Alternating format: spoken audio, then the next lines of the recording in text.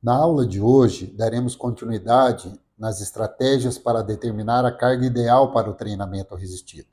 Veremos mais duas ferramentas importantes que podem ser utilizadas pelos profissionais de educação física.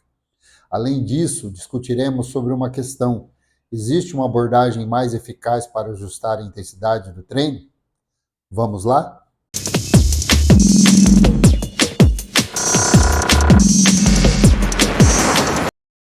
Hoje iniciaremos falando de uma ferramenta simples, mas muito útil no treinamento de força, a escala de percepção de força, conhecida como escala Omni.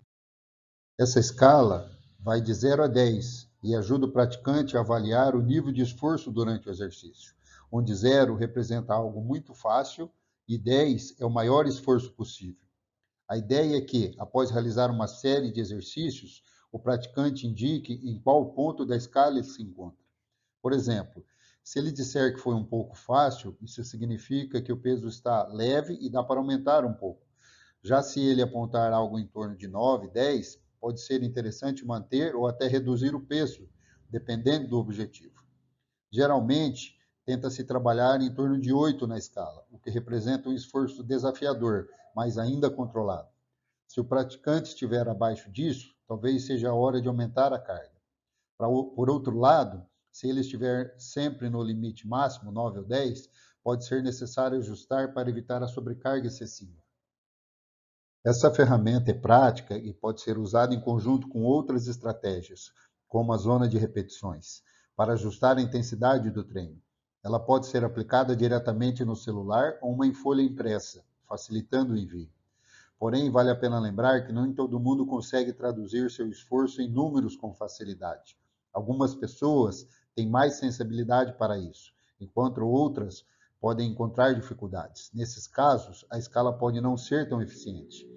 Para que ela funcione bem, é importante que o praticante entenda como transformar a sensação física de esforço em uma nota objetiva. Se bem utilizada, essa ferramenta oferece ao treinador uma boa noção de quando aumentar, manter ou reduzir a carga, garantindo um treino mais seguro e eficiente. Outra estratégia, um pouco mais recente para ajustar a carga no treinamento resistido, é o uso da reprodução de reserva. Essa técnica consiste em não levar o indivíduo até a falha muscular, ou seja, ela sempre deixa uma ou duas repetições de sobra antes de atingir o limite máximo. O peso é ajustado com base no número de repetições que ele acredita que ainda conseguiria fazer, além daquelas que já foram realizadas. Por exemplo, se o praticante diz que conseguiria fazer mais 5 repetições além do que já fez, isso significa que o peso está leve e pode ser aumentado. O objetivo é ajustar a carga até que o indivíduo tenha, em média, apenas uma ou duas repetições de reserva. Mas aqui surge uma pergunta importante: será que as pessoas conseguirão estimar com precisão quantas repetições ainda dariam? Afinal, essa previsão depende da percepção de esforço, e nem todo mundo tem essa habilidade desenvolvida logo no início. Apesar disso, os estudos mostram que, mesmo quando há erros, eles geralmente não são muito grandes. Na maioria dos casos, o erro fica em torno de 2 repetições, o que é aceitável. Além disso, conforme a pessoa ganha mais experiência no treino, após algumas semanas de prática, ela começa a ter uma noção melhor do próprio corpo e da sua capacidade de esforço. Com isso, as estimativas mais precisas e os ajustes de carga se tornam mais confiáveis. A grande vantagem dessa ferramenta é a praticidade. Basta perguntar ao praticante: quantas repetições você acha que ainda conseguiria fazer além do que já fez? Com base na resposta, você consegue ajustar a carga.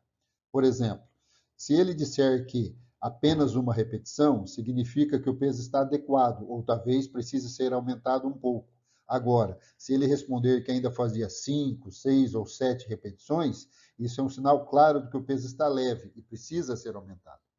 Ou seja, é uma forma simples e eficaz de garantir que o treino seja sempre desafiador, mas sem ultrapassar os limites. Com o tempo, o praticante vai melhorar a sua percepção e os ajustes cada vez mais precisos. Uma ótima ferramenta para quem busca resultados consistentes no treinamento. Mas então, vem a grande pergunta: Qual é a abordagem mais eficaz para ajustar a intensidade do treino? Será que existe uma melhor forma? Para isso, vamos recorrer novamente às evidências científicas. Um estudo publicado em 2019 investigou justamente isso. Os pesquisadores dividiram um grupo de idosos em outros 4 grupos, cada um utilizando uma abordagem diferente para ajustar a intensidade do treino. Um grupo usou o percentual de 1 RM, uma repetição máxima. O segundo grupo utilizou as zonas de repetições. O terceiro grupo aplicou a reprodução de reserva. E o quarto grupo ajustou o peso com base na percepção subjetiva de esforço. Os resultados mostraram que todos os grupos obtiveram aumentos significativos de força e melhoria no desempenho funcional, sem diferença entre as abordagens. Ou seja, todas essas ferramentas são igualmente eficazes para promover ganhos de força e melhorar a capacidade funcional. O mais importante é treinar de forma consistente. Portanto, ficou demonstrado que essas estratégias são úteis e práticas para os profissionais de educação física aplicá-las no dia a dia, ajudando seus alunos a progredir de maneira segura e eficiente. Nesta aula, exploramos estratégias práticas e baseadas em evidências científicas para ajustar a intensidade do treinamento resistido, como o uso da repetição de reserva e a percepção subjetiva de esforço, e outras abordagens.